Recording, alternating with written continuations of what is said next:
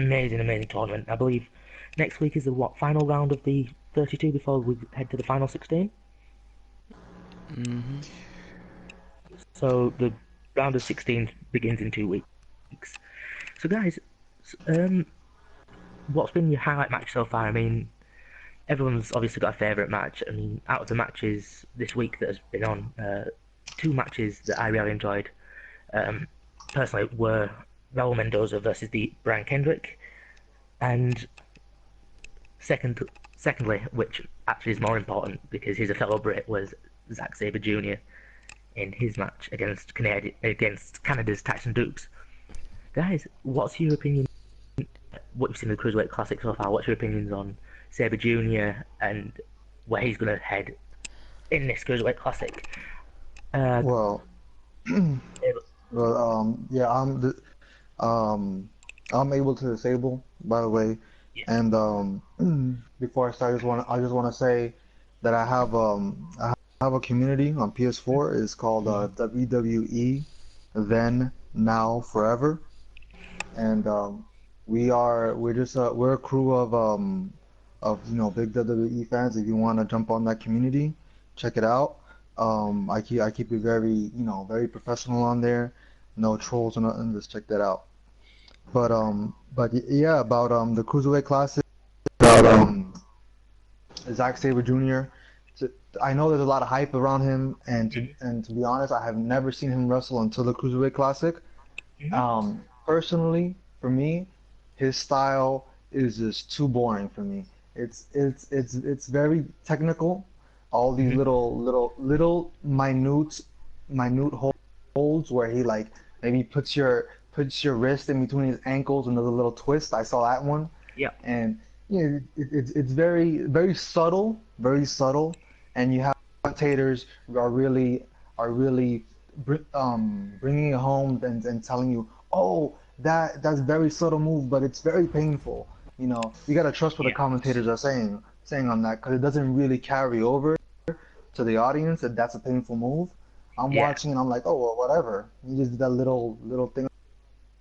To me, is not really my entertainment standards. You know, there's a lot of other people that that I like better in the Cruiserweight Classic than him. Yeah, this is Edbro here. I agree with Abel about that, but I'm the butt guy.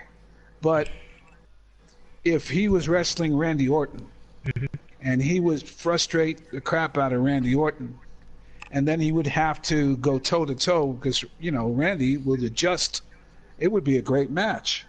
You see, I think it depends upon who he's wrestling, because nobody's ready for who could be ready for him. I mean, he is like an escape artist, but who he escapes from. Like if he wrestled the likes of Samoa Joe or Kevin Owens or Sami Zayn, or Randy Orton or John Cena, that's the test to see if that would be boring. You know what I'm saying, Abel? Yeah, you got to put him in there with the right guy. Now, personally, I think obviously everyone's got their own opinions, but I'm surprised that people, especially Elliot, say he's boring. I mean, he's been dubbed as the next Daniel Bryan. WWE have said themselves that he's the best technical wrestler not to be employed by that company. I think, I can understand that more people wish to be entertained, but I think Sabre Jr., as great as he is, he's very, very technical, but I also agree that he does need a little bit more showmanship. I mean, Sabre Jr.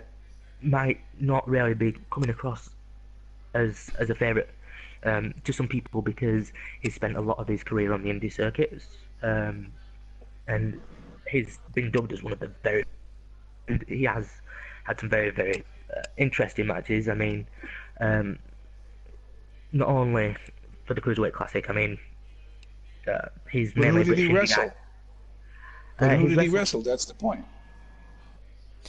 All right, hold on. The matches that you said... I agree with Abel. The match wasn't great. It was kind of boring, but from what I've seen of him in progress, he's a great wrestler. I've enjoyed every single match apart from that one, which is strange because that's that's a Cruiserweight Classic match. That's basically WWE. If Sabre Jr. can, sort of sell a little bit more and become a little bit more entertaining to the people that call him bland, is there an NXT or even a Raw signing for Zack Sabre Jr.? Maybe. I don't think it's his fault. It depends upon who he's going to wrestle.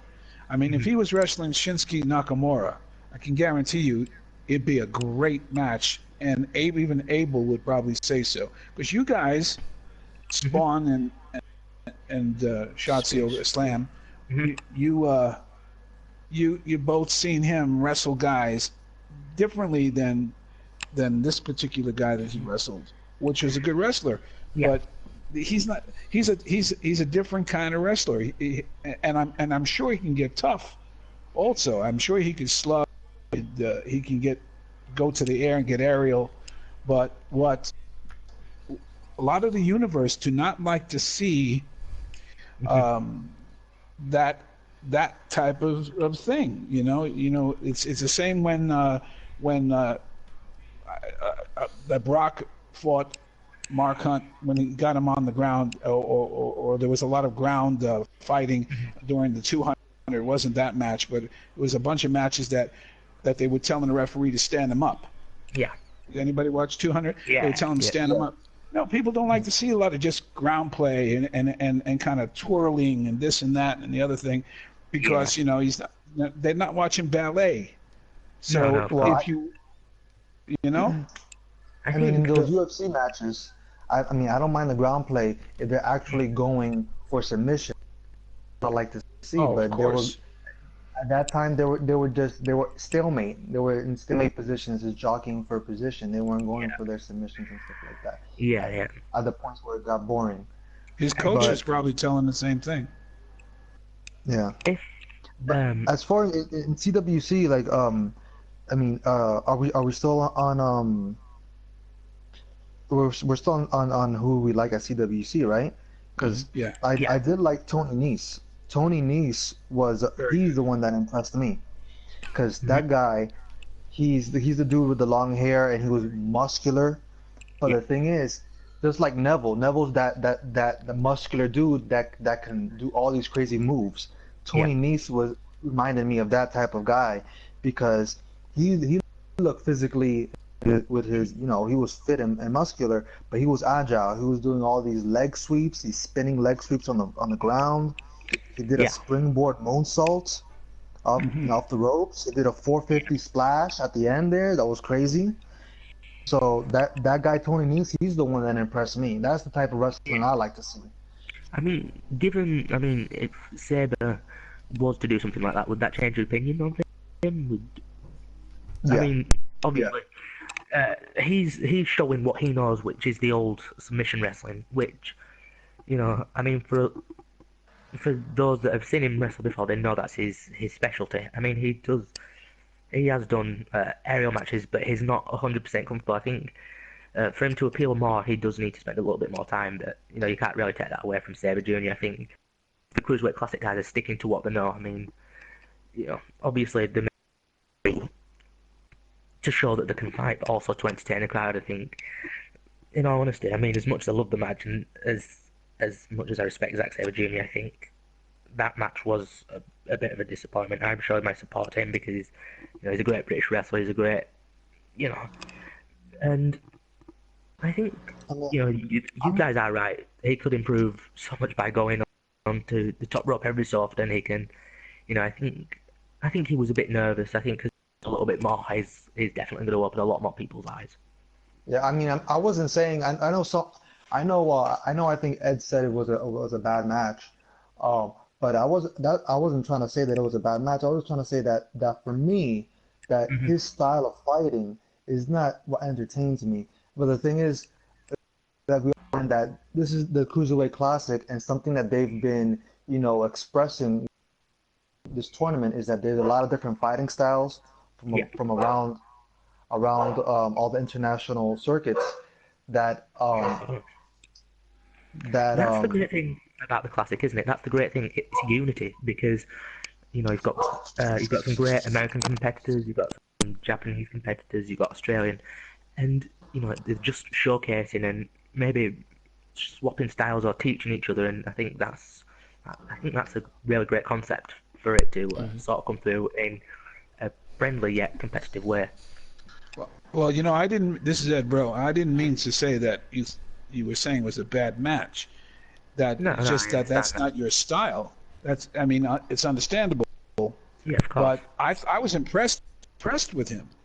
But I Yeah. think that as this progresses, who's he going up against next? He will be going up against. Who? I've forgotten his name.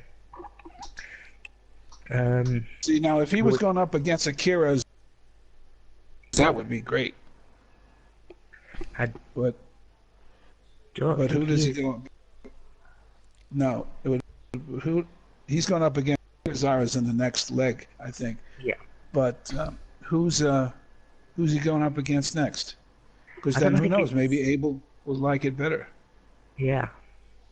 I mean, whoever hasn't fought yet, they've got the final chance next week before it's cutters get into the round of 16. I mean, Noam Dar's next week against, I think it's Gerv Sierra, Zero.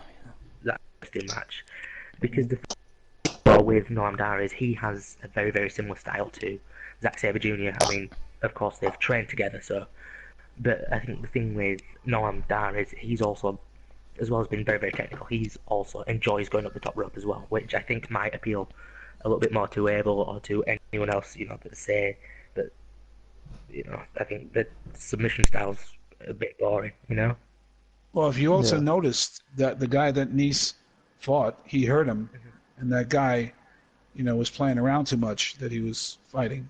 But Yeah. Nice was, he's really strong. I'd like to see him up against Elias Sampson. Yeah, that'd be. There's some I think there's going to be some very, very interesting rivalries, not only here but Yep. with with Raw taking over, the cruiserweight division as well. I think a lot of the guys from the Yeah, a lot cruiserweight of the classics, Cruiserweight Classics are going to be signed. Mostly are to going to be Raw. signed to Monday Night Raw. Some might be Yeah, SmackDown. right. Yeah, for example, Ibushi, Kota Ibushi, we saw him debut this week on NXT, We did. and yeah, so he signed that, and I also know that Tajiri is also signed with WWE, so we'll be waiting to see him. So it looks like their WWE is really going heavy on the Japanese talent right now, not only the international, but more specifically the Japanese talent. After that. Tozawa is someone from the Cruiserweight Classic that I would love to have them sign, just for the fact that when he fought that strong style, and I would love to see him go against the strong style we have right now in NXT. Yeah. Shinsuke? Shinsuke Nakamura, because strong style versus strong style, that would be crazy. Yeah. It Well, would be it's very, very Ibushi, or whatever his name, Mitsubishi, Ibushi. Yeah. not the car, Ibushi, Ibushi. He did beat Shinsuke Nakamura in NJPW at one point. Yeah. Yeah, That was a great match. I've seen it. Yeah, There's yeah. going to be lots of good stuff ahead. There's going to be a lot of disappointments. There's going to be a lot of injuries because let's face it, a lot of these guys are wrestling guys like Tony Nese is a powerful dude, Here's and the we thing. see a lot of shots exchanged that are definitely strong. Yeah, Here's- they got to adapt their fighting style to the WWE way of fighting style, where you protect each other more. Right. As long as they learn that with time, they will. Like one person was Asuka. Asuka, she injured Dana Brooke, Right away. and right away, because I believe that was her first match in NXT, and she injured Dana Brooke. But I'm sure Asuka.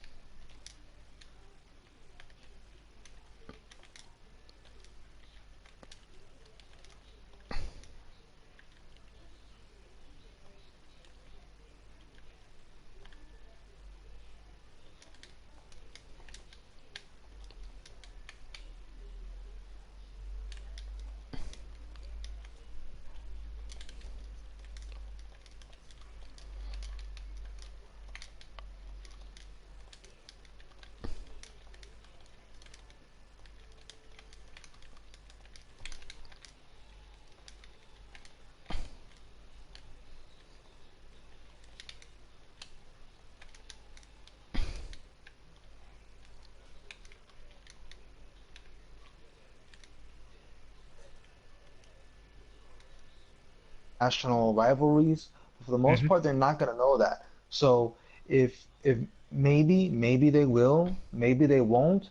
Really, I don't think it matters. I think what matters is that they pair them up to have great matches. So a Maybe, WWE.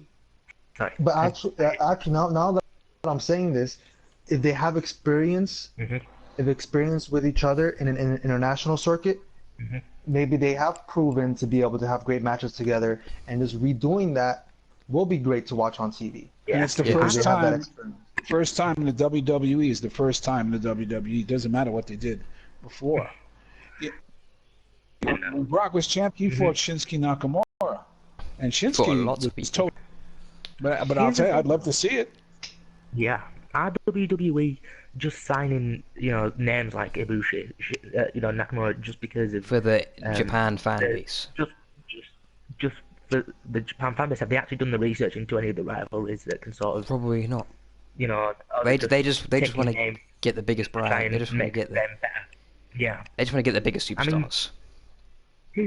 That's what they want. have in been my going for a opinion. long time. Yeah, and I can understand, that they're gonna have to do something to sort of keep to the top. But is this plan gonna work, or is it gonna eventually turn around to bite them on the ass? No, I mean, it's not going to work. gonna work. they've already signed some great. I mean, that's the thing. Are All of these these wrestlers guys, getting all of these guys. recognized because they're great wrestlers, or just because of the name, or they're just doing it to appeal to a different country's fan base? First of all, That's- Samoa Joe, AJ Styles, all these guys got 15, 16 years, and that's what's making them that good. And the 15, 16 years, they fought pretty much everybody. Daniel Bryan fought almost everybody in the cruiserweight. He's, and the promotion that I used to be part of, Pro Wrestling Guerrilla. You can't imagine who came from that. From Samoa Joe to Kevin Steen to Daniel Bryan to AJ Styles. All of them are WWE now. And I remember when they wished they could, and now with 15 years under their belt and all these matches that they fought, especially each other, look at all the practice they already had, and I think Abel said it, that, knowing each other is a plus. Yeah. Then you have good chemistry, and you can have a great match, like Kevin Owens, Sami Zayn. That was one of the best matches of the year. That was definitely the best match of Battleground, and look how that turned out. It definitely was. Because It was. they Yeah. had good chemistry. They've had so much experience, haven't they, against each other? I mean, back when there was Kevin Steen and Elgin America each other, but also can being so familiar with each other also be a little bit harmful, like, because obviously I know it's trying to outdo each other, but if they know every single counter to every move before they've even done the move, do you not feel that sort of takes away some of the storytelling, or do you think that sort of enhances it in the eyes of fans? Sorry, what was the question? Does working with having so much experience and knowledge of each other help or hinder them during the matches against each other? Help. I think that it helps them for sure. I think without a question because of the chemistry they have. Like when they're calling moves, they call, oh, let's do this. They do this spot, and they already know what they're talking about. So they know how the experience, of course, is gonna help them out. The fans are going to can see matches on YouTube from Japan, from here, from Indies and stuff. But the thing is, now that they're in, you get to see it fresh. You get to see them where they're much better than they've ever been. Because I think most of these guys with age, unless when their body gives up, So we're going to see something for the very first time live, connected to the storyline. And the WWE can do much more than any of these promotions ever did. All right. Yes. Yeah, Speaking totally about that, see it. yeah, elaborating on that point where you're talking about improving with age unless their body gives up, Tajiri at 45, he has not lost a step based on what True. I saw when he did his match in CWC.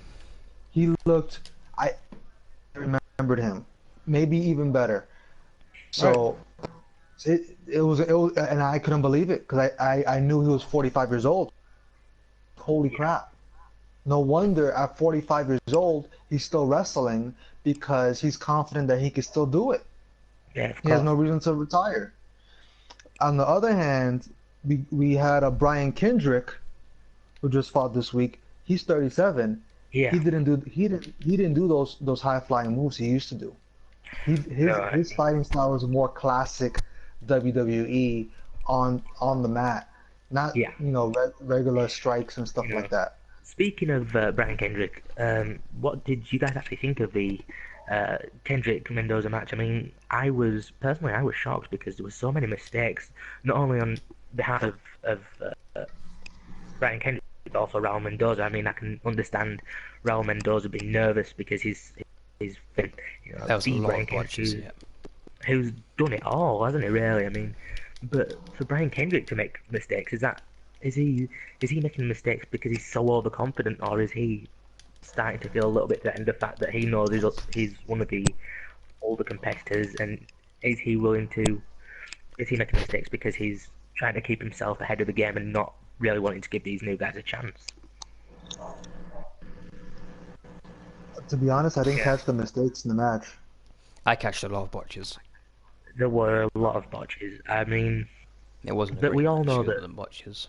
That Brian Kendrick he's always had that sort of niche about him. He's always very angry, and he can he's a small guy. He can have fun and connect with the crowd, just like a lot of the guys in the CWC. But if to kick you in the head, he's gonna legitimately kick you in the head. I mean, one of the spots that botched was one of the kicks that Kendrick did that not only busts Raul Mendoza's lip but also chipped one of his teeth. Did anyone else notice that botch? Yes, when he had the big mouth, right? Yes. I noticed that. That happened when he kicked the ropes, right? When he put his mouth in the ropes and he kicked it. No, I think I know he chipped his tooth when he went against rope, but his lip bust the minute that Brian Kendrick. Well, his braces didn't help.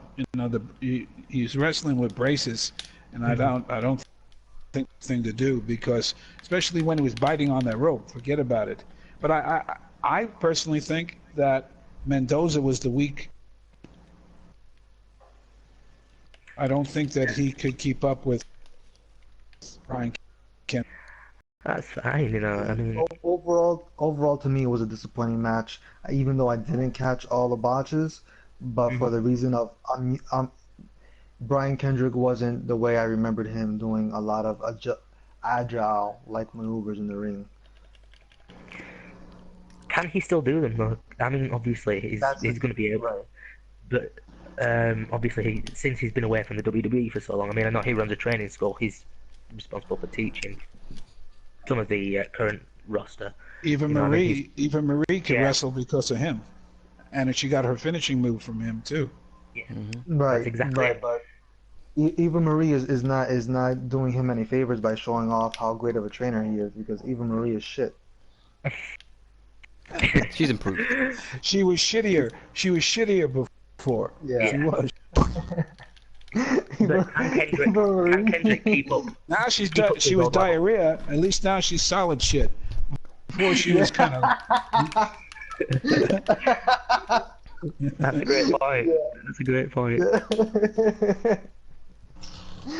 Yeah. But yeah, I mean, is Kendrick sort of making his mistakes because is he feeling threatened by some of the new guys? I mean, obviously, like I said, Kendrick's been in the game a long time. Is he wanting to make these other guys look good? Is he on a personal agenda saying, actually, do you know what? Fuck, I'm still here. I'm making a name for myself. His first match was great. I believe it was Mendoza. I have nothing against Mendoza. I just don't think that the chemistry was there. I just think the timing was off. When one guy's off, the other guy's off. And you're going to think, because Brian Kendrick should know better. And if Brian Kendrick would have flew around the ring, I don't think Mendoza would have known. See, Mendoza's supposed to be a luchador, right? He's supposed to do all that also. That could have been such a much better, I think. Yeah, Yeah. I put here on my notes. I actually put the question here. Has he Mhm. lost his agility? This is the first match we've seen him in a while, so we don't really know. But since I think he he has. didn't do any agility. Yeah, so that might be the Yeah. case. That might be the case as he's 37. He might have lost his agility. He's not limber like that. Or it could have also been that maybe he was trying to play a heel role in that match because it did kind of seem like he was trying to be a heel in that match. So if he's really sticking to that, which some wrestlers try hard to stick to the heel role in their matches, they won't do those high flying moves. You know? Yeah.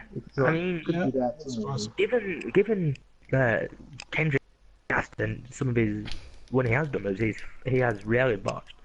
Is he still hiding any of his old injuries? Well, I mean, of course, a lot of wrestlers will, but are his, you know, any existing injuries starting to sort of slow him down? And he's do you think he's botching because he's aware that he's not as young as he was, he's not as agile? Him against T.J. Perkins, and then we'll see if he got it, because like T.J. Perkins is a younger version, not that much. Yeah. Well, yeah, he's a younger version of Brian Kendricks, the Brian I mean, Kendricks. yeah, TJ Perkins, he's my favorite one in the Cruiserweight Classic. He's the one I want to win. He's the one I want to get signed. If he doesn't win, I don't as long as he gets signed to WWE because I want to see more. He has the style, he has the Yeah, charisma. but can WWE push his in talent? his matches. Yes, yes. Yeah. I don't No, think the they thing can. is, in WWE, WWE it's have 50 crushed careers. in WWE, it's half a push, half the wrestler. So if he does with whatever WWE gives him, he could make. If his charisma is through the roof, which it is in my opinion, in his matches, I think he can make it. It's just like this. There are some people that have talent like that just don't have the charisma. Like like sorry, escaping me right now. But we got two of them right now in WWE. One half of the Lucha Dragons, Sin Cara. Sin Cara is one of them. He's great with that agility, but he doesn't have the charisma. So I don't think splitting them up is going to do anything great for him. And there's also Neville. Neville is phenomenal in the ring, but he has no charisma. His charisma is a zero. Do you think I, he I, lost his charisma has gone down so much because he's still pretty fresh off the injury? Is he? You know, no, before he was injured, he didn't have it. He didn't have the charisma. Before he was injured, he had no charisma either. He just did you not think he? Did he have no. more charisma in NXT? He's got Lance Stormitis. I think in NXT he came across. But everyone comes across with more charisma in NXT because the crowd really is part of that charisma. So chanting so much, I think it's easier for the wrestler to interact with the crowd. So that comes across as, okay, Neville has this charisma because he's interacting with this crowd. That's because the crowd is so much more responsive in NXT. Yeah, So maybe he's not comfortable. Maybe he's not comfortable, and that's part of it. Whatever the excuse is, it definitely shows on SmackDown or Raw that Neville is just not putting forth that charisma. I have a question. Funny that we did bring up NXT because is this Cruiserweight Classic a way of bypassing NXT? No, because they put Ibushi in there, which was a surprise to me. So I think it's a way of reviving the Cruiserweight. So all the Cruiserweights are going to go to NXT first, and then they're all going to get moved most up, of them will, yeah. I don't know. Or is there a select few that have been rumored to sort of bypass NXT and end up, in say on Raw, because Raw is in control of the Cruiserweight division. I think it might be a case-by-case basis because originally I think WWE planned to have every single person go through NXT, but some people here and there are actually skipping NXT, with AJ Styles skipping NXT, and so I think they'll do a case-by-case basis depending on the person and something you factor in of how old they are. or I don't know what. But I think is not definitively a way to skip NXT because they're gonna still want to keep NXT strong, and Yeah, there's because reasons to there's have hardly these any big international names people. left in NXT. Yeah, throwing these international people straight onto the main roster will not be doing them any favors because they have to go through that little, acclimation process to be acclimated to the WWE way. Right. Yeah. I can sort of. So can I just ask this? What are you for who will place what? Who will place where in the CWC, and who are your predictions to move on from the CWC onto NXT? I think Zack Sabre Jr., TJ Perkins, maybe. Will Sabre Jr. go to NXT, or will he? I think Rich skip Swann NXT and Zack end Sabre up Jr. being put on the definitely. main roster? But no, they have to go for NXT. I think Samoa Joe will Okay. be moved up soon. Abel, what's Well, your of course, opinion on that? of course, well, I mean, I don't know about those two. I mean, I have no idea. I mean, if they go through, that's great. Great for them. But as far as the people that I want to go through are my favorites, of course, the Tony Nese, Yeah, JP, um, and I already know that Metallic. From what I've he's heard, great. Metallic So has he's been one that signed. impressed me a lot. Yeah, Metallic has been signed as far as if I heard. So that's great that Metallic is gonna be in there because the way he navigates the ropes. So I want to see more of that. Okay. Well, you Right. know, not all 32 guys are going to make it to one place. So, the best cream will rise to the top to the main roster. The other ones will go to NXT and prove themselves, and then they're a shoe-in for Raw. But if they don't make it, because the speech that Triple H says to everybody who starts out, many of you won't be here in the future, and a lot of you will be. Some of you are going to be superstars, and some are not. So I think Abel's list is right on. And I think like the other guys like Ibushi, Kawa, and those guys, and I know Zack Sabre is going to be there somewhere, but he does have to do a whole lot more. See, I've not looked at his past matches like you guys, especially you British guys have seen him a lot more than any one of us. I'm sure, right, Abel? And you've never really seen him before, have you? No, I haven't. Yeah. So, and these guys, the hosts say that he's had some fantastic matches, right, Slam? Yeah, Right, yes. Slam? So, so I think that they've got enough room. Who exactly makes it right away up there to Raw? I think it's going to be the winners, the Classic, the ones that win most of the matches, because there's going to be one winner. Now, and that's probably guy's going to go right to shadow of doubt, and it'll be Perkins or it'll be Nice. It'll be somebody like that. It'll be somebody or one of the two Japanese guys. But I can see all four of them making it. And they need all the practice under their belt. Yeah, before definitely. they really hit.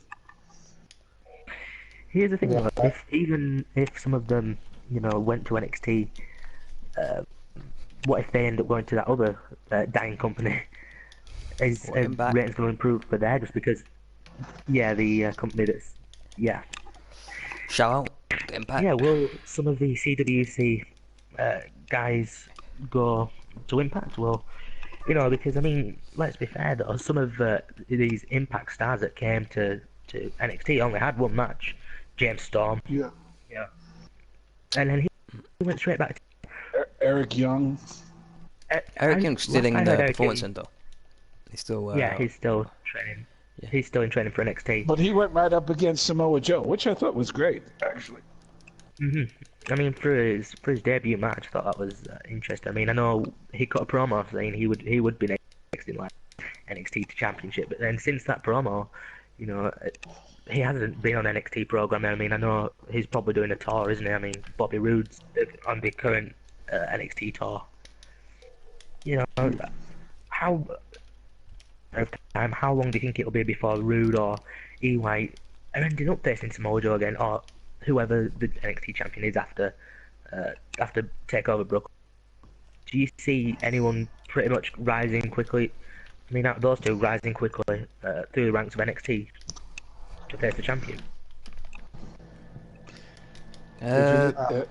Maybe. If it isn't if Shinsuke Nakamura doesn't beat Joe, I think he will. I think Shinsuke will win, and Samoa Joe will get moved up to SmackDown or Raw. Yeah, I think move up. That's what I think. It's of course it's one of them, and we're gonna win. We're gonna win no matter what. You know, any of those big matches, no matter who won, we win. They're the real winners in all this. Yeah, I think your question is more directed towards the TN guys, the Impact guys, making their way up to NXT. Is that right? Yeah. I can't really pretend. Huh? Well, he talked about Samoa Joe and NXT and who's going to win. It morphed into that. I mean, but as far as these TNA guys, as far as these TNA guys go, I'm to see a whole bunch of these TNA guys in NXT, because then it's kind of like I don't want NXT to become like a TNA or like an Impact. That's what seems to be happening lately. Knockoff. I don't want it to be a knockoff in any way, not even close to that. The moment it starts seeming some type of a way, like we're bringing all these TNA guys to NXT, it becomes too much of, that maybe in the back of your head you think, oh, like this is like a kind of a knockoff of TNA. They already did something like that with the Wyatt, off that thing that they did with the final deletion, and I like that. I don't want them copying TNA. Let TNA. I'm not a fan of TNA. But the deletion, Lucha Underground. You see that deletion thing copied Lucha Underground. Final deletion's not going to happen. Oh, what? Oh, I didn't know that. Because Lucha Underground's been doing that dramatized stuff for the longest time. Years. But Austin Aries, his thing with No Way Jose.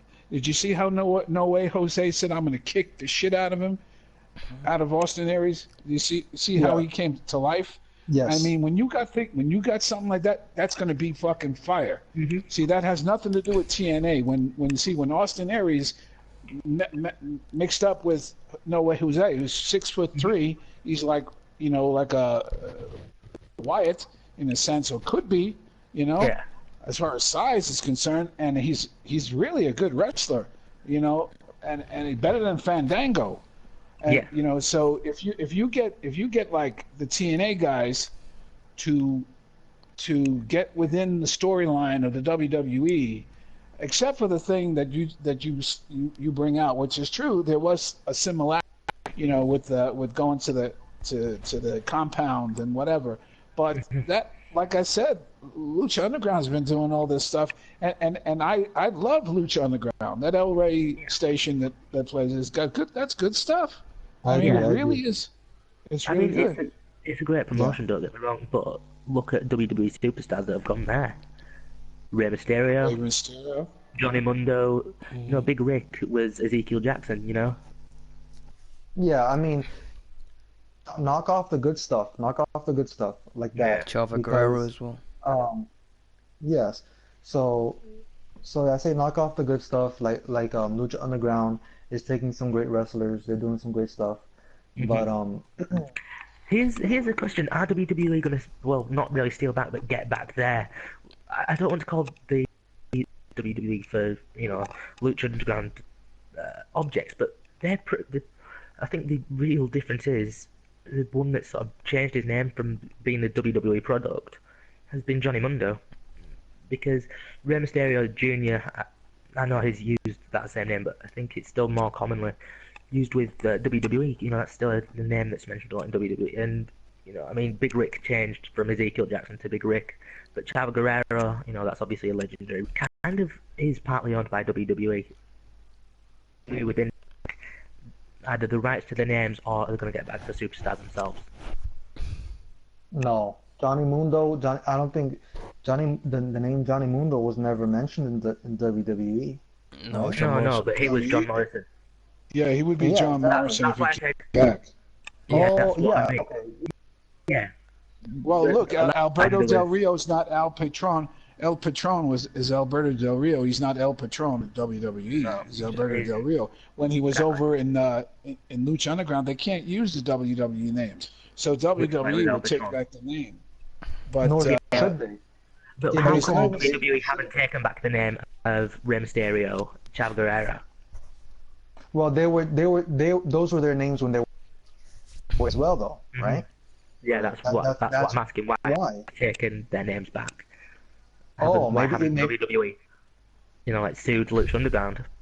Just because that's they're not still their using real it. name. like Samoa Joe has a contract where he keeps his name. A lot of people keep their names because of the contract that they had, and a lot of these guys. Rey Mysterio was Rey Mysterio before he was in the WWE. And Although, I no, guess, technically though, before he was in the WWE, he was actually Rey Mysterio. He was Junior. He had the name Junior, in his name, which made him different. I mean, I can understand. Which when he actually in there WWE. was no senior. Actually, that's his uncle. So right? He'll be like if you want to look at it, it'll be like Rey Mysterio. I think he should be Undead Respawn. Sorry, I already called intellectual copyright on that. Well, that's his loss. Yeah, and Ed, you were talking about No Way Jose, about he showed a more aggressive side, and No Way Jose is one of those people in NXT who immediately grew on me because from his first match, that charisma. Because for me, I'm very much a WWE fan. It's half of what you could do in the ring. The other half is how you interact with the audience. Yeah. And No Way Jose, he gets the crowd going. He gets me going. I love watching NXT when No Way Jose is on the screen. Yeah, No Way Jose, he got a big fan base straight away just because just because of his chants, just because of his fan base, like his theme song. Yeah, of course. He just interacts with the fans, so he's got a big fan base. I believed his speech. I believe what he was saying. Exactly. And he grew a big fan base as soon as he entered that ring. As soon as he started walking down the ramp, he gained a big fan base. Right. Yeah. True. Right. So I think I know we was. Maybe we should move to SmackDown Live review. Yeah, we need to move back to SmackDown Live. I mean, anyone happy with Dolph Ziggler? Dolph Ziggler, no more. The 6-man challenge. Yes, it was very strange. John Cena didn't win it. It was a strange match. I mean, well, we saw a big match on AA-ing everybody. Yeah. For a title run, he shouldn't have been in that match. I personally thought Bray Wyatt would win. I wanted him to win as well. I was hoping. I mean, I have nothing wrong with Apollo Crews being in the match because he's not ready, in my opinion, to hold that championship, to even have a match. Yeah, but that's.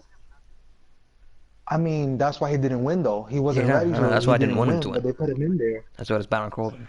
Yeah, but he could just. Dolph Ziggler win that match? Didn't Dolph Ziggler win that match? Yeah. Which I don't mind. That surprised the shit out of me. Yeah, I didn't mind. Yes, it did. Yeah.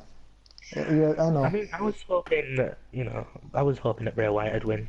He's very, very popular. He's an outsider to. So Draven G commented.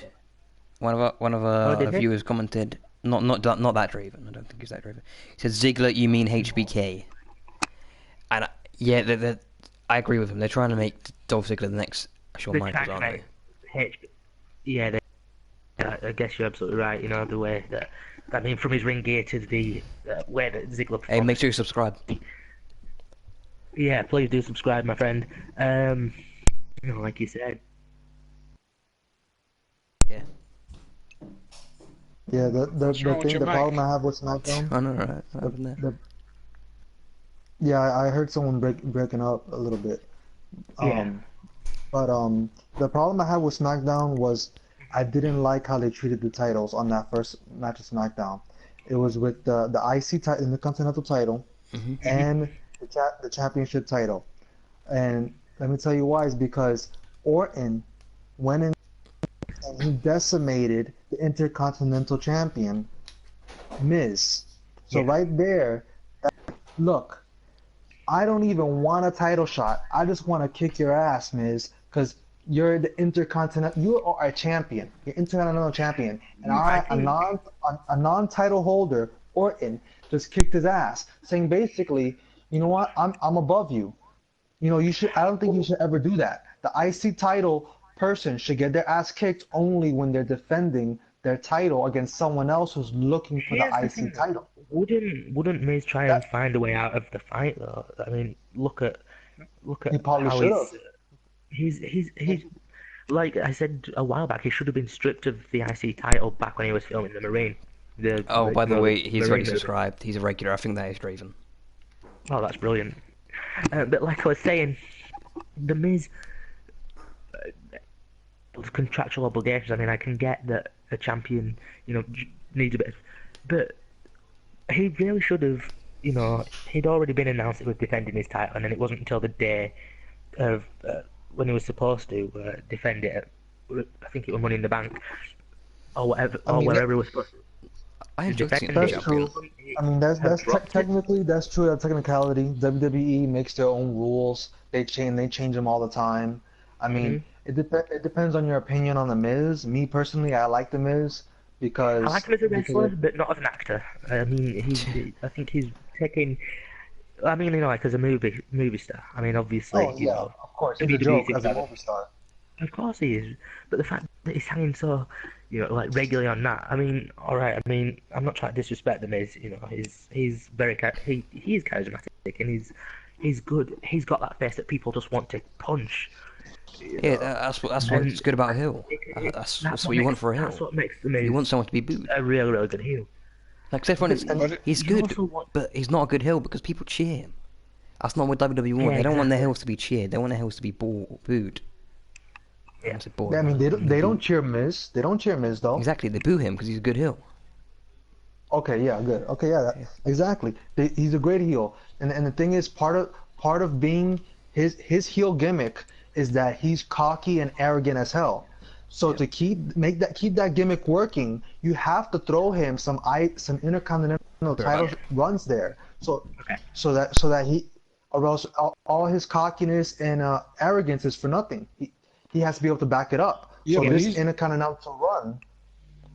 It's a package deal with him and Maurice, though. You see, him and Maurice is a package deal. It's not just Miz.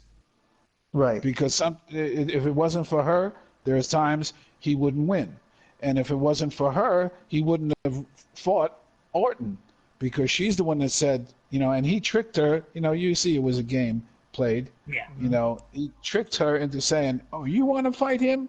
Okay, you're on." And you see the way Miz looked at her like, What did you just say? You see, I just felt like that match kind of showed like the Intercontinental Champion is just like it's a peon type of person that holds the Intercontinental Champion, because any other person on the roster who's more of a WWE Championship contender like Orton could just step on them. And that just kind of highlighted that. Of course, we all know that in the back of our mind, but that brought it up to the forefront. And then when Ziggler won, Ziggler used to have the Intercontinental Championship, and Ziggler has fought Ambrose in the past in the hunt for the Intercontinental Championship. So what we're gonna see at the next pay-per-view is gonna be Ziggler versus Ambrose, which is a repeat of Intercontinental Championship matches we've seen in the past. It's a bit more aggression from both superstars. I mean, obviously, they've both been Intercontinental Champion. Dean's also held the United States Champion.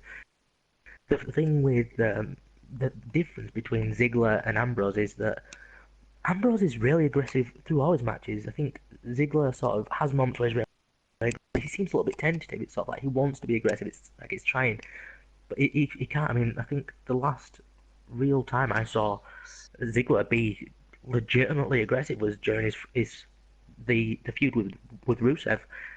You know, is he really saving his aggression for the big stage, or is Ziggler starting to tire?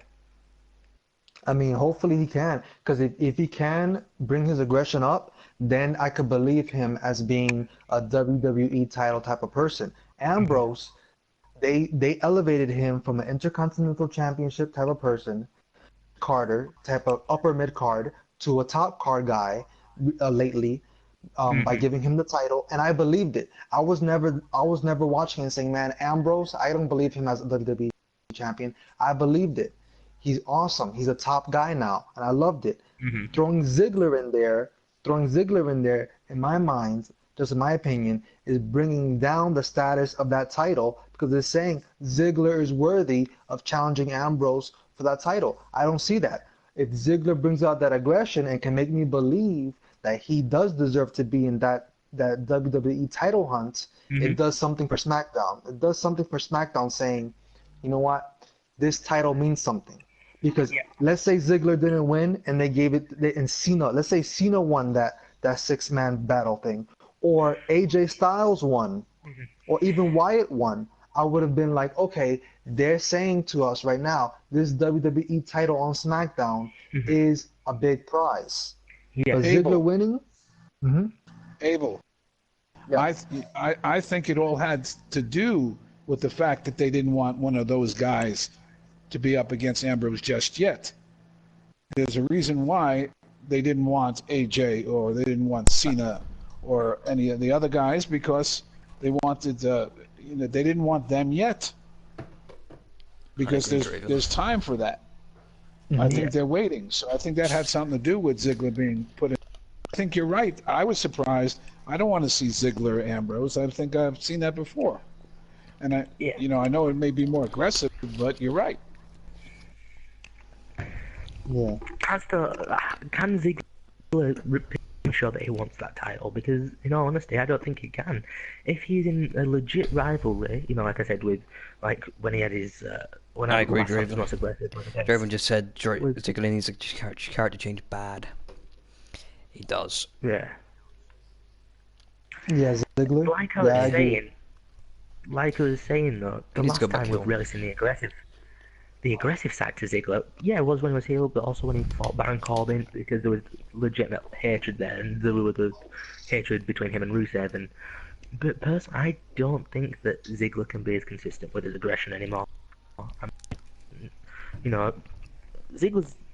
I mean, obviously, a lot of wrestling fans know that Ziggler's been in the wrestling game a long time as well. Back in days of the Spirit Squad, he was in the Spirit Squad, where there he was treated as the joke.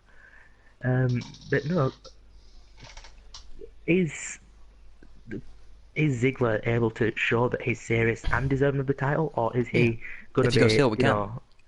But I don't think he'll win anyway. So I don't. To answer your question, no, I don't have the faith that he will, but I'm open to him proving me that. That's how I take all this all WWE. It's like right now, I don't like the way SmackDown is going, but I'm open for them changing it. I'm open for them to go ahead and go the route that Ed is saying, and play the long game, and then later on bring in AJ Styles to face. Yeah, but I think SmackDown's got a better chance than Raw. I think SmackDown has a better chance than Raw. Because Raw have too many people, they can't fit on one show. SmackDown do, so their superstars have more potential of actually doing something good. Let me ask you a question. This week, which show did you like better, SmackDown or Raw? You did? Okay, I have a completely opposite opinion on that. I loved Raw. SmackDown was a huge disappointment for me. Nah, I liked SmackDown. But you did, okay. I thought Raw was good as well. But I mean, both shows were great, but I think Slam, you've said to me before, you said on several podcasts before, that whatever brand Lesnar's on, you will cheer for the opposite brand. I would, and I think SmackDown has got a better chance.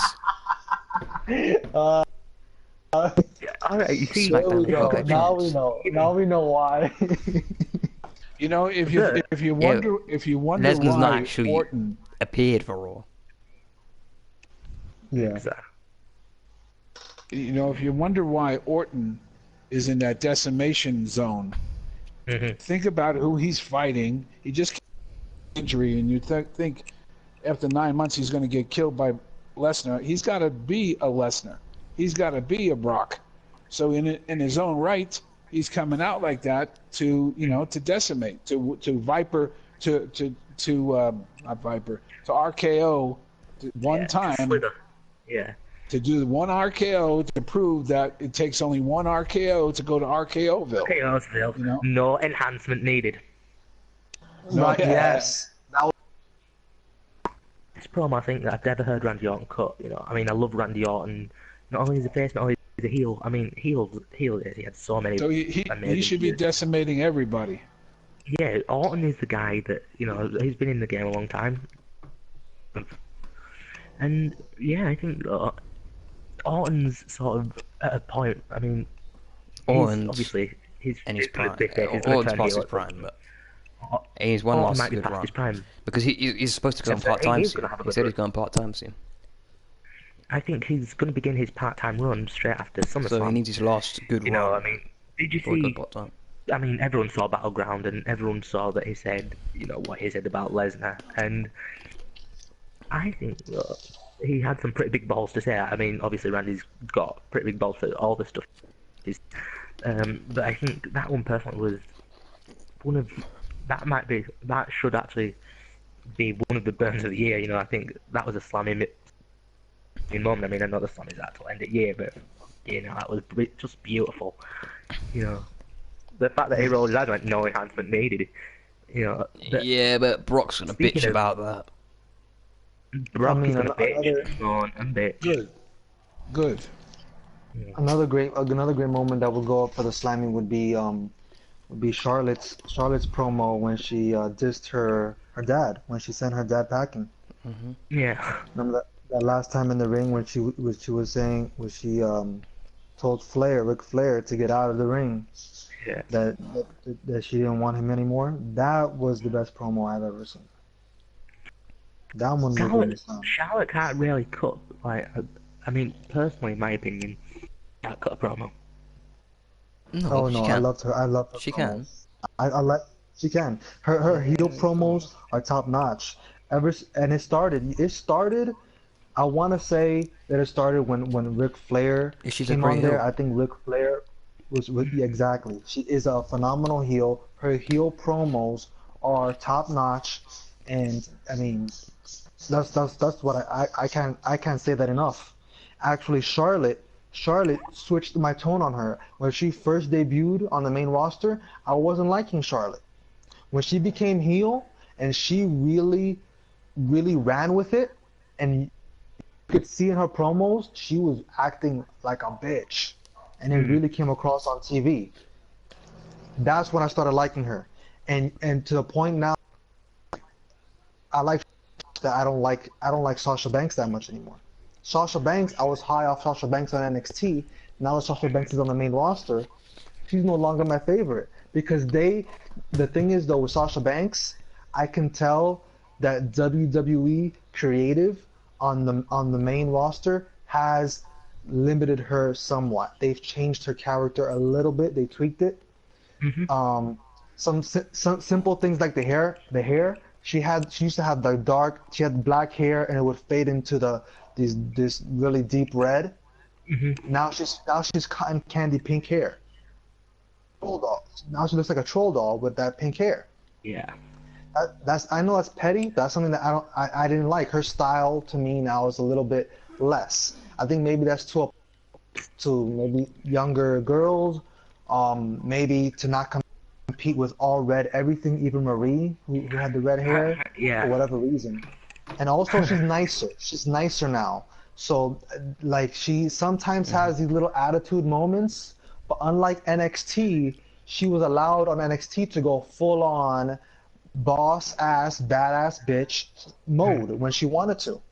Now I think the creative is telling her, no, we don't go that route. We want you to be a nicer girl. Yeah, be very likable. You know, so that's the thing now, though, isn't it? Since they've changed Sasha Banks, she's more of a role model to to girl, like you were saying. But also, I think our creative wanting her to be more likable, just to be a role model, that are they going to take her title run? Are they going to? Is her title run going to be safe? More face, face than heel. She's more face now. That's yeah, that's what I mean. But I think they will take it seriously. Yeah. Just stepping back to the Ric Flair thing and Charlotte, I think what kicked off the whole promo of Charlotte kicking Flair out was when he dissed Natalya and said she should die or something to that effect. And Dr. Phil telling Charlotte that she doesn't need him, but she just replaced with Dana Brooke, which I think is actually a waste. It is a waste because sooner or later, Charlotte's going to turn on Dana. It's a waste because I think it was the intentions there were good, and I was kind of when Dana Brooke showed up on the pay-per-view dressed up as Ric Flair, I was really hyped for it because Dana Brooke was one of my favorite women from NXT. I think she has a lot of talent because of her charisma and in the ring, but it was a waste, like Ed was saying, because they don't have the chemistry. Dana Brooke with Charlotte is not doing anything for Dana Brooke. It's not doing much for Charlotte because they don't have that chemistry. They look kind of awkward when they're playing off each other on the promos and the back of the ring, backstage segments and the ringside segments. Right, so, she was better for Emma. Emma was her style. Yeah. So, what was your highlight of SmackDown, guys? Ziggler winner. Okay, Ziggler winning. Yeah. Abel, what was your highlight of SmackDown? Let's recap SmackDown first. Yeah, that's a good point. Yeah, shall we? What were the matches? I'm sorry, I didn't mean to interrupt, Abel. Yeah. There was the 6-man challenge. Yeah, I think I might need to look over the next card. But the main match of the night was the most talked about match when I came through for ready for this podcast. The most talked about match was said it was the 6-man challenge. What about Rhino returning for SmackDown? That would be my highlights. Rhino returning. God, Heath Slater. Yep. That was worth it. Okay, yeah. I mean, I like that Rhino thing. Who? What's the actual deal with this whole storyline with Heath Slater being the forgotten draft or whatever? It's a jobber storyline. Well, obviously we know he's a jobber, but will this jobber storyline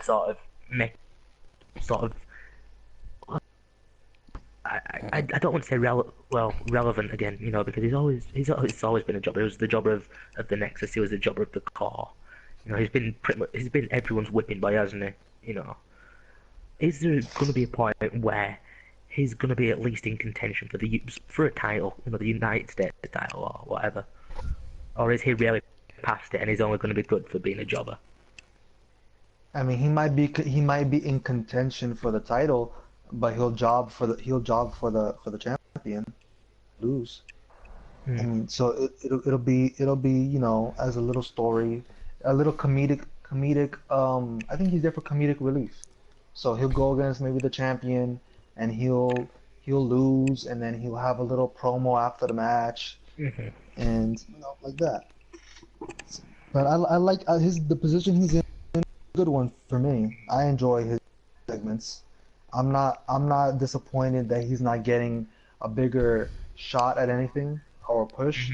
I think this is in a way a push for him because he's getting time on the mic. He's getting promo time. So I like his promos. That he always lacked? Is that something that this storyline has help him get more mic time? Yeah. And it started on the 4th of July. Remember, he was the last one to be fucked up. Oh, excuse my language. That's fine. 4th of July. Remember, he's the one that went through the table. Yes. Yeah, and they choose him. They choose him for those segments because he's good at it.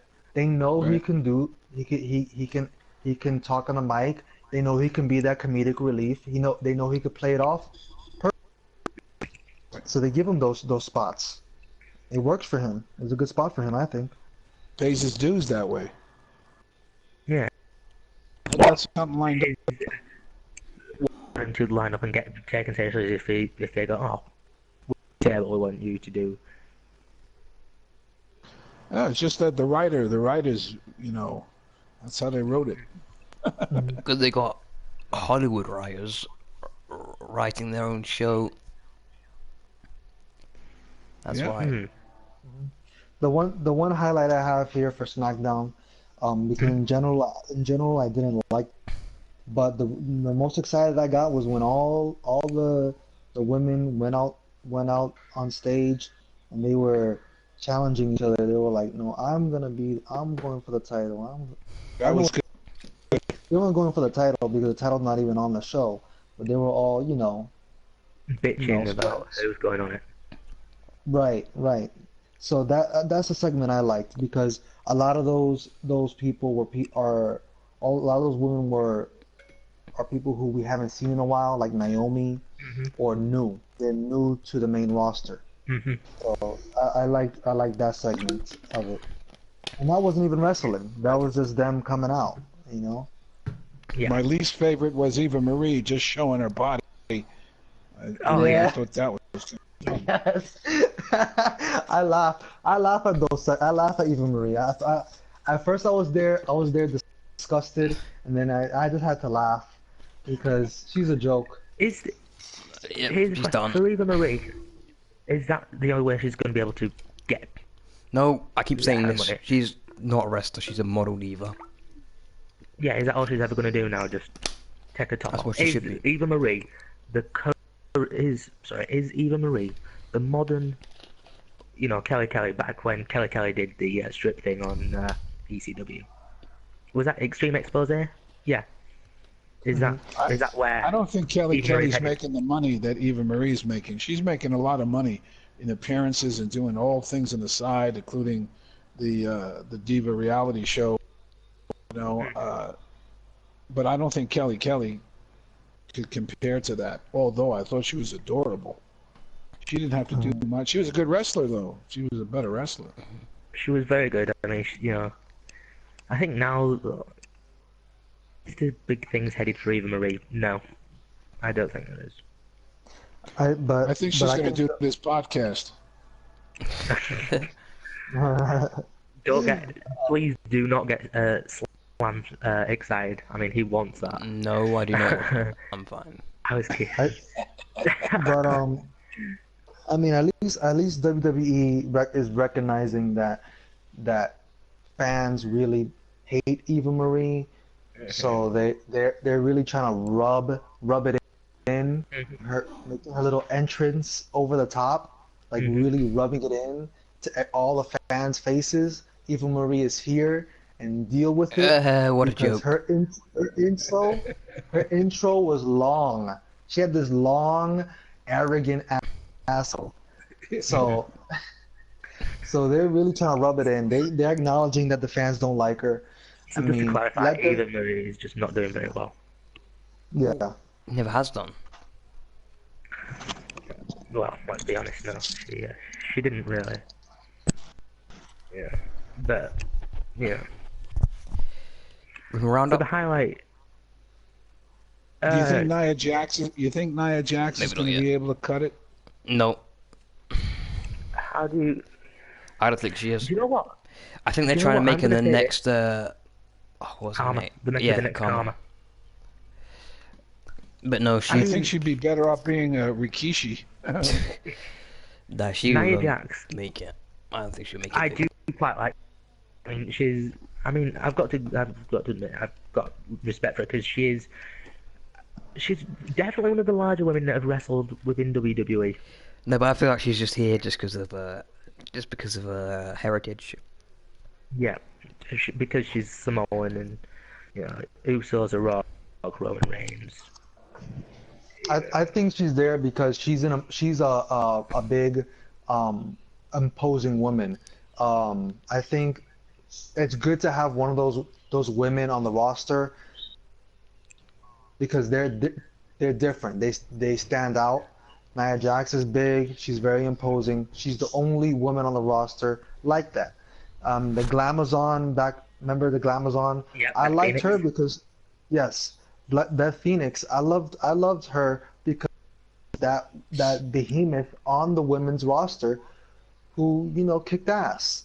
I think they always need one of those, and I think WWE just recognizes that they need one of those, so that's why she got the express route. Even though she might not be ready right now, I think she got that express route because the women needs one of those type of women. Now, here's a question. I agree, Draven. He commented something. Would they bring back Karma for a rivalry with Nia Jax? Would that, Karma was she was the black one because she got pregnant? Yeah. I mean, I'm not up to date on that. As far as I know, is she still wrestling? Yeah. Well, yes, she is. She's now. Would it be an idea to bring her back to maybe with Nia Jax? Nope. Did Tamina Snuka wrestle Nia Jax? I don't think so. Is Tamina still relevant? Yes. Yeah, I don't think. No, but if she wrestled Nia Jax, it would make it. I mean, I would love Tamina to get a good push. It's just that Tamina, unfortunately, has come off not without that charisma, without that she can't do much with what WWE, the opportunities WWE has given her. I think she has had opportunities, but she doesn't do much with it because she comes off very shy, I think, or awkward, or like she feels out of place. I don't know what it is, but I would love Tamina to be one of those badass women. I think WWE would love that because, like I was just saying, the women's division always needs one of them. If Tamina could have been that person, it would have been great because she's related to Jimmy Superfly Snuka, but she just doesn't have that it factor. I don't see WWE giving her an opportunity and Tamina running with it. Unfortunately, in real life, you would think she would be cast if she was in a prison movie, a woman's prison movie. She'd be the tough one. She'd be the one that would beat every.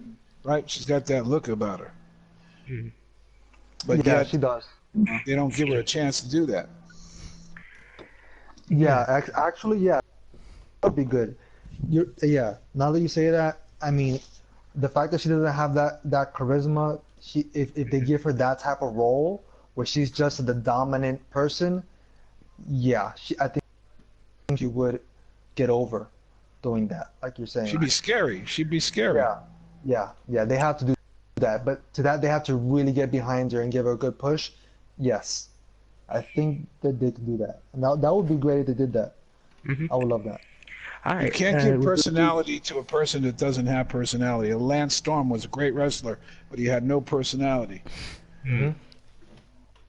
Yeah, so if the writers were to actually write around that and do what you're saying and make her just a dominant force, Tamina I think would get over, and she can go against someone else who's like that, like Nia Jax. Yeah.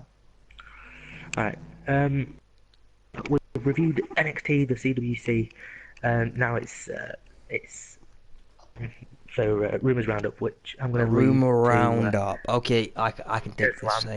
Yeah. Rumor Roundup. Rumor Roundup. I got this. Rumor Roundup. Alright, let me get to the rumors. Before we go to rumors, what's your opinions on ZZ getting fired? Oh, ZZ getting fired? Yeah, he got fired. From Tough Enough. Tough Enough? Oh, yeah, that guy. Okay, ZZ. That guy. Oh, wow. Yeah. I mean, He got Later, released. Gator, Gator, see you in a while, crocodile. Yeah, Later, that Gator. yeah. Wow, I didn't know that. That's that. I mean, he had a very he had good charisma, but I mean, I didn't see him going anywhere. No, nor did I. I couldn't even see him going NXT. No. He Yeah. bitched about cardio too much. The whole time we know him, he bitched about cardio. God dang it. If you don't have cardio, you're not a wrestler, for crying out loud. Always bitching about cardio. Oh, I got to get my cardio in. Shut the... It's like Bull Dempsey. I mean, they made a whole big thing about him getting fit, and then he came out just as fat. And they got the gimmick lasted 5 minutes. That was the joke, though. That was the joke that he Right. not just as fat. Right, that's the gimmick. But what are they, but ZZ, he had the look. Reminded me of Crusher Verdú, of the legendary Crusher Verdú, which was from Barcelona, a dude that had a big, massive chest, and you don't even know his name. You can't even find much information about him, though. But he could have been that kind of a guy. He had that look, but that's all he had. Yeah. Yeah. Thanks. So, do you want to go to rumors? Yeah, let's... I'm talking too much. Right. Let's go to rumors. Let's hear some rumors. Yeah. Alberto Del Rio might leave the WWE before his contract ends. Any thoughts? Why now? I mean, if he does want to do that, it would be. I think it is because he's on SmackDown. Yeah, and Since he's on Peyton Raw.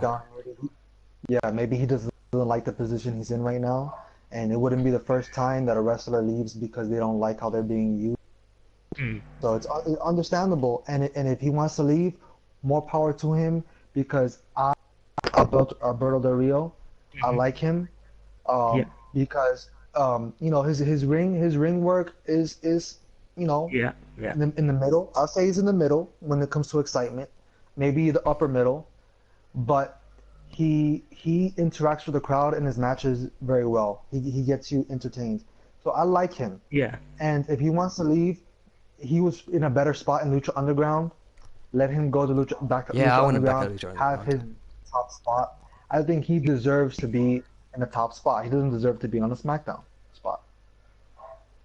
Some rumors are just put out there to test, to see what people are saying about it. It's very possible. These rumors are never accidental. They're based on truth, or they're based on plants. I mean, so why are you insinuating something there, Ed? Not by knowledge, just by the way things go. I mean, anybody could be the great predictor of wrestling when you think about when you get that kind of like your own inroad of how it works and what the possibilities are. But if he leaves, what's he going to do? Go back to Lucha Underground? What's he going to do? Triple A, maybe. Anyway, WWE signing more Cruiserweight Classics competitors to full-time contracts. That's great. That's a rumor. Could happen. I mean, very believable. We'll see. Will Sabre Jr. be one of them? Quite possibly. Will not. Well, Alright, I think we got the biggest rumor here and the last rumor. If you guys want to hear it. Yeah. What's going on? Kurt Hawkins and MVP rumored to come back. I mean, MVP's been rumored for ages, but Kurt Hawkins... Rumored for a while. But Kurt Hawkins is a surprising one, because the last I heard of Kurt Hawkins was he's running his own wrestling school, wasn't he? Who was Kurt Hawkins? I forgot who he was. Kurt Hawkins, the guy, ponytail. Yeah. Did he have a gimmick? He had like... He had a really bizarre gimmick. He always came out with a ponytail and a cane. Yeah, cane. I have no idea why. Black one. Black King. He's one of the Edgeheads with Zack Ryder. Okay, he was with Zack Ryder. Yeah, back in the day. Well, to get a name like Kurt, it was a great wrestler. Why the fuck would that name be? I think though, if you don't know him as Kurt Hawkins, you might know him as Brian Myers because he was in Brian Myers, his Force Wrestling. When they took over Impact. Brian Myers and Trevor Lee when they beat the Wolves for the tag team championships. I don't blame you, man. Impact's not very good anymore. Yeah. Let's just. But no, I'm Yeah, surprised that skip that. they're bringing him back. But MVP's been rumored to return for a while, and I know maybe even a month now. And I know you're excited. I mean, yeah, like, MVP's one of my you favorite are a wrestlers huge of all time. MVP fan. You know, but guys, I know we'll look at news and rumors. We forgot about Civilized. Oh, another one actually just came up right now. Apparently, a backstage fight broke out between Sin Cara and Simon Gotch. Yeah. Yeah. I don't think anything's who wins Simon Gotch? Who? Sin Cara. Who else? Sin Cara, one half of the Lucha Dragons. Actually, that would be a good rivalry. Yeah. Maybe that's like what Ed was rumors on out there by mistake. So maybe they're gonna start a rivalry. Stuff that are gonna happen.